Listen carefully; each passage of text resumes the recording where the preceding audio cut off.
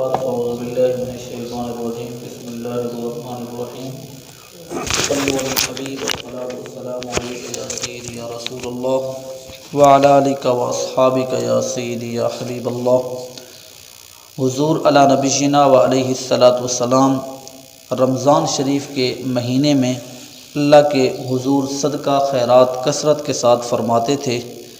اس متعلق پیاری حدیث حضرت سیدنا عبداللہ ابن عباس رضی اللہ تعالی عنہما سے مروی ہے۔ آپ فرماتے ہیں کہ جب ماہ رمضان آتا تو سرکار مدینہ صلی اللہ تعالی علیہ وسلم ہر قیدی کو رہا فرما دیتے اور ہر مانگنے والے کو حضور عطا فرماتے تھے۔ جب بھی حضور کے دروازے پر کوئی سائل آتا تو میرے حضور اس کو خالی نہیں موڑتے تھے، بلکہ آپ علیہ الصلاۃ والسلام اس سائل کو عطا فرماتے۔ سب سے بڑھ کر سخی، اس متعلق پیاری حدیث حضرت سیدنا عبداللہ ابن عباس رضی اللہ تعالی عنہما روایت کرنے والے ہیں۔ آپ فرماتے ہیں کہ رسول اللہ صلی اللہ تعالی علیہ وسلم سب سے بڑھ کر سخی ہیں، اور سخاوت کا دریا سب سے زیادہ جوش میں اس وقت آتا جب رمضان شریف کا مہینہ آتا۔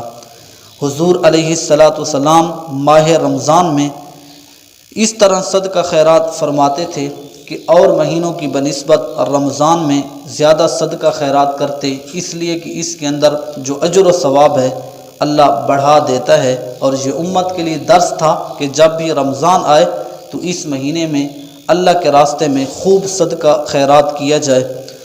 رمضان شریف میں آپ علیہ الصلاۃ والسلام حضرت جبرائیل علیہ الصلاۃ والسلام کے ساتھ ملاقات فرماتے اور جبرائیل امین ملاقات کے لیے حاضر ہوتے۔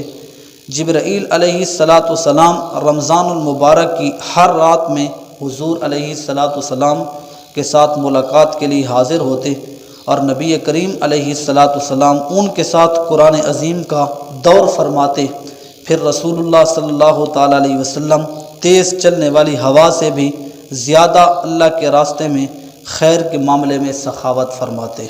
یعنی نبی کریم علیہ الصلاۃ والسلام اللہ تبارک و تعالیٰ کے جو برگزیدہ فرشتے ہیں جبرائیل علیہ السلام، ان کے ساتھ دور فرماتے، اور پھر جو صدقہ خیرات ہے اس کے اندر حضور علیہ الصلاۃ والسلام زیادہ سے زیادہ صدقہ خیرات فرماتے۔ تو یہ امت کے لیے درس ہے کہ جب بھی رمضان کا مہینہ آئے تو جو غرباء ہیں ان کی فہرست بنائی جائے، ان کے لیے افطاری کا اہتمام کیا جائے، ان کے لیے سحری کا اہتمام کیا جائے، ان کو عید کی خوشیوں کے اندر شامل کیا جائے۔ یہ میرے نبی علیہ الصلاۃ والسلام کی سنت ہے۔ اللہ تعالیٰ سے دعا ہے اللہ تعالیٰ ہم سب کو ماہ رمضان میں زیادہ سے زیادہ اللہ کے راستے میں خرچ کرنے